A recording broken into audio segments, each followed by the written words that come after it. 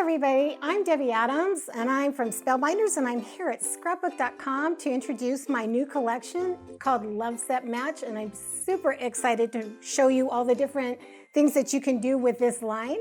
On our little mat here you will see some of the parts and pieces that I'm going to be using to incorporate into my projects. First and foremost is our die. This is my Matchbook die, and then these two pieces are for my match box, and I'm going to show you several different ways to make this box. And then we're going to use some pop dots, some pattern paper, and then of course the little die and stamp sets. So these are the little projects that we're going to be making. Aren't they adorable?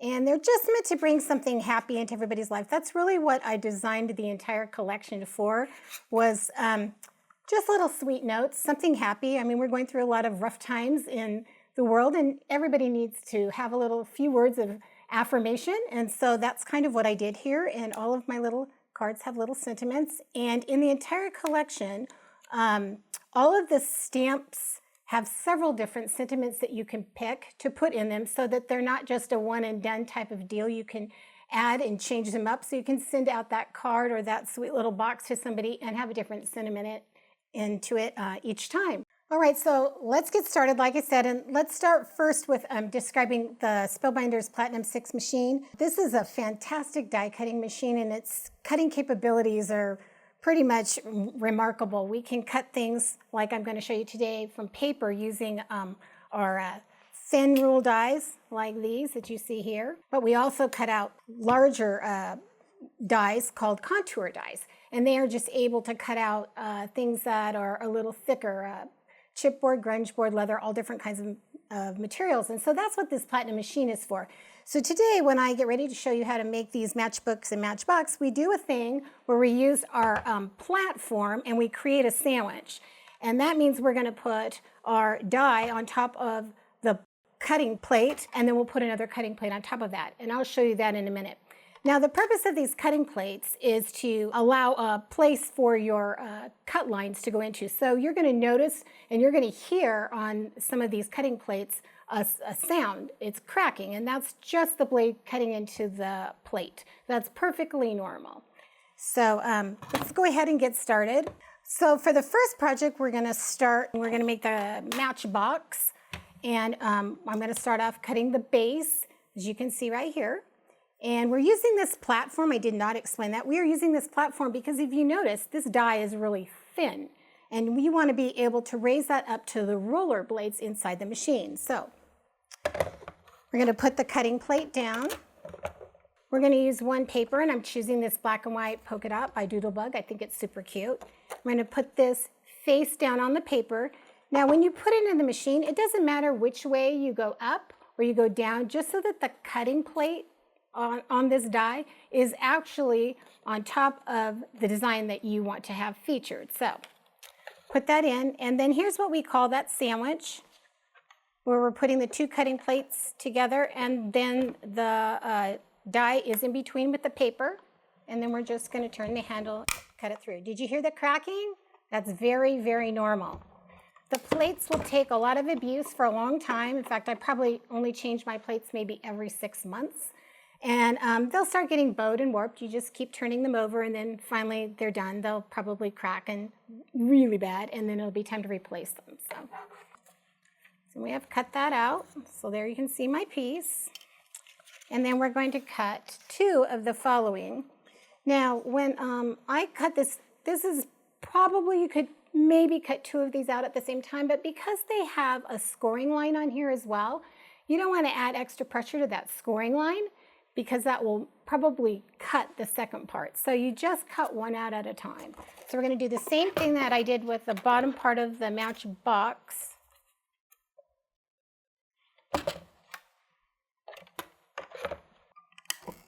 Run that through. There you see. Now my box takes two, so I'm going to cut another one for you.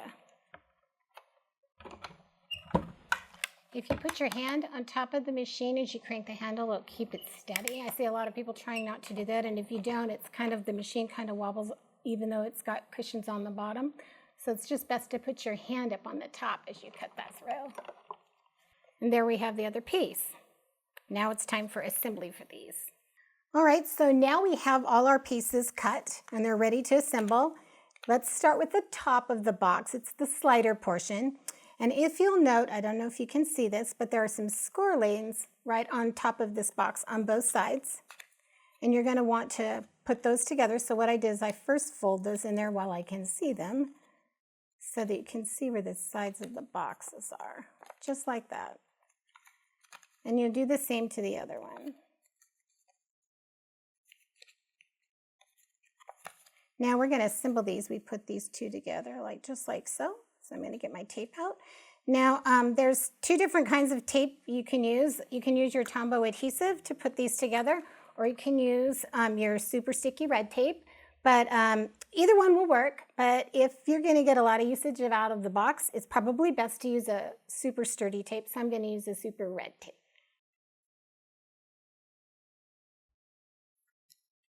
Let me just put that right on the edge there. Peel back that tape. Now the line's right there. You should be able to line it right up. There you go.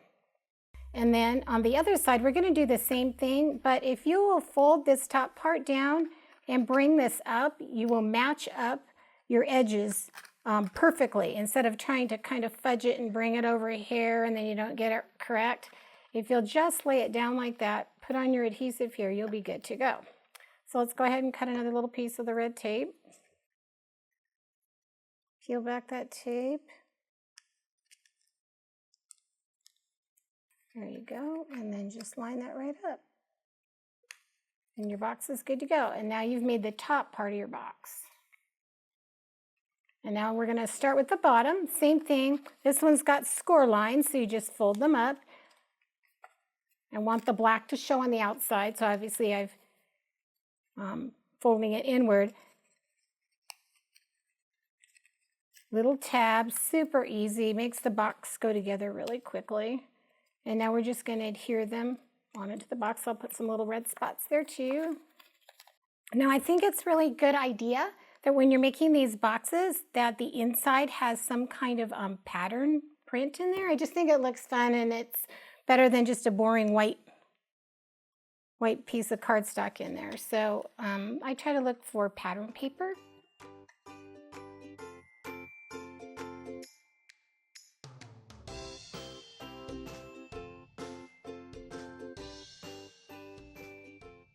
And there we go. Now we're ready just to fold that up. So just bring those little tabs in and bring right up to the line there. Give it a firm push and you're good to go. When I get done showing you this box, I want to show you a few other interpretations on how to make different things with this box, or a different type of box anyway. So there we go. We've got the inside all done. And then this just slips right inside this other box. And there we go. Now we're going to get ready to decorate the top of the box and the inside. I think the message is really important. And it can go either on the inside of the box or it can go on top of the box, however you choose to decorate it. But the design, the line was created so that you could decorate either which way. So we're going to go ahead and get started decorating that. All right, now we're ready to stamp our sentiment and to decorate and embellish the top of our box. So I have two pieces of paper down here on the top of my mat. And the first one, that's the smaller rectangular shape, is going to hold my sentiments. I'm going to go ahead and stamp that. I'm going to be using the Hero Arts Intense Black. I love this ink pad simply because it's a permanent ink. It really doesn't smear unless you're like not stamping it correctly, but it's really a great ink pad. So I'm putting wishing you a sunny side up kind of day. Almost all my thoughts are positive. There's a few that are a little snarky, but this one's the happy one. So there you see, I've already got that stamped up, ready to go. And now we're going to go ahead and stamp the little sunny side face of the yoke. Now I prefer to stamp him up first as opposed to cut him out because it's a little bit more difficult to try to stamp inside of a pre-cut piece. It's just hard to angle it. So it's better to go ahead and stamp it up first. So that's what I've gone ahead and done here. So now we're ready to cut out the rest of our dies and do some assembly. All right, so now that we've stamped our project, we're going to go ahead and get started on cutting it out. I went ahead and stamped out 2 of the little smiley faces because I'm going to be showing you the match book in a few minutes, and we're going to need that same yoke on the book, so I went ahead and cut that out for you. So to do this, we're just going to simply put our little die over the top of the little face. Now, some people like to put washi tape onto that die so that it stays in place. I've got mine down there pretty good, and it's not like I'm trying to do something really, difficult. It's really quite simple. So I went ahead and just put that on like that. And then this is exactly what happens. These cut right out. And I'm going to go ahead and cut another one. Now, the nice part about doing the die cutting, a lot of times when they're small pieces, you can cut more than one piece at a time. So, like, I'm going to go ahead and cut my bacon out of this brown paper. So I've got my little bacon, and I'm going to put this on top of the paper like so. Put this on here. But I can also pick up another piece of the white paper, and I'm going to cut out my egg yolk, or my egg white. And I can put those all in on the same time. So if I had 5 different pieces of paper in here, and I needed them cut differently, you can put them all through the machine just so that they fit on that platform.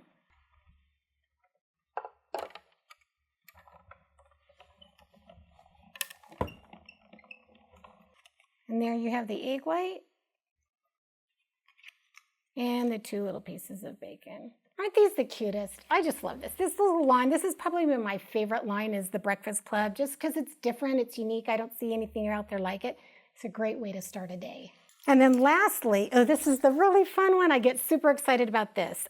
This is the bread. And if you'll notice, this is a little thicker, and this isn't paper. This is actually foam. It's the little foam felt with the adhesive on the back. And I just think it resembles more like bread. It gives it some thickness and some dimension. So we're going to go ahead and cut that out as well.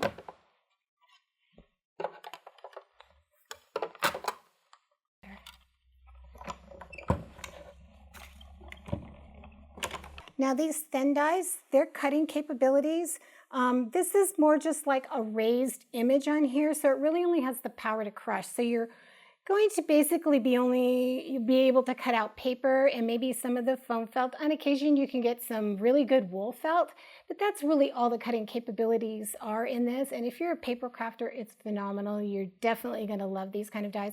Okay, so now we're ready to start embellishing all of the die pieces that I just cut out. And this is probably my favorite part because everything starts to come to life. You get to add some color and a little character to each of your little die cut pieces. So let's get started on that.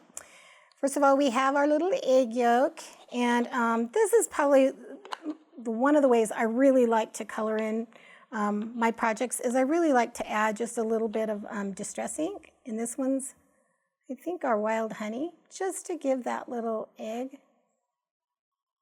a little bit of shine, a little bit of color there. You see that? Isn't that cool? And then we're going to do our little bacon. And I'm just going to use some vintage photo ink on those, just to add up a little dark side to them. There's those 2. Now, what I like to do, because bacon, sorry, I hate to tell you this, it's got a little fat in it. So I use my little white pen, and there's some little embossed lines inside this bacon. And I just kind of follow those lines a little bit, and it doesn't have to be perfect because if you know, bacon fat is kind of all over the place. Okay, I know I keep saying this, but this is like my favorite part because this is the bread, and I've got to put the crust on it. And what better way to put it on than to use my distress ink again? And I'm going to brush it around the side. Okay, and now we're ready for some assembly. Pull back the box that I made earlier, and all we're going to do is I went ahead and I cut a piece of rectangular paper that's just slightly smaller than the box. You can see right there. I'm a big fan of pop dots. Something about them just gives dimension, and I don't know, it just doesn't look so flat, so I use them a lot. And we're just going to put that right on top, like so.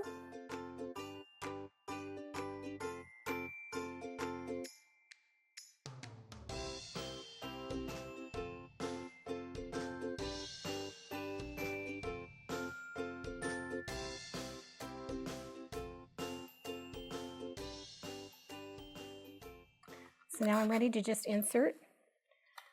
And I've done this wishing you a sunny side up kind of day. And I'm going to slide that right into my box. And I'm ready to go. Isn't he cute? He's all done. Okay, well, I just showed you how to make this really cute box. But I want to show you what else this box does because it's got a lot of other potential unique changes to it that can make it something different. So not all your boxes have to look the same.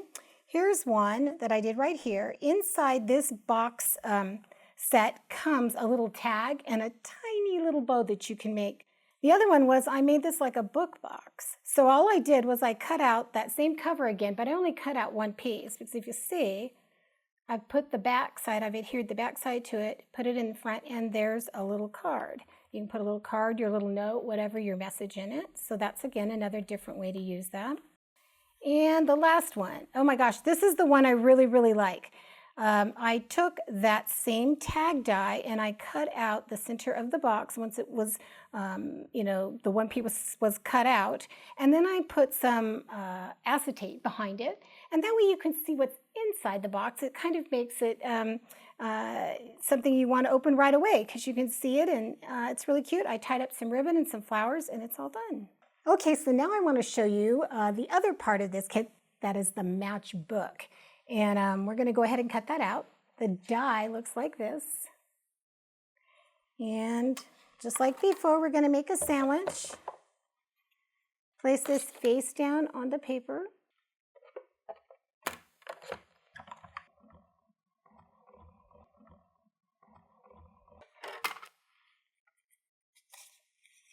And there you've cut the piece. Now what you probably don't notice is on the back side of this die, there are score lines. So this tells me exactly where my book is going to get folded. So to take a look at that on here.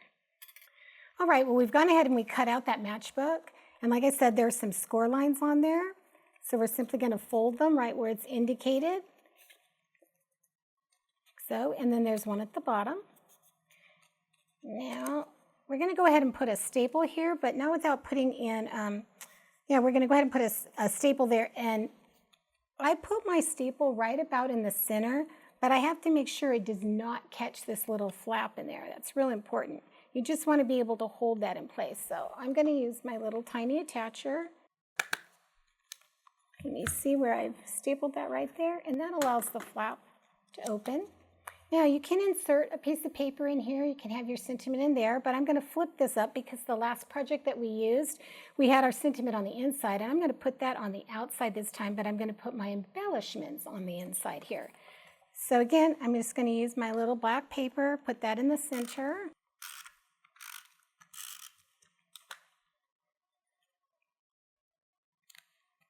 So you can see that's right there. And then start layering my little pieces. Put my little toast.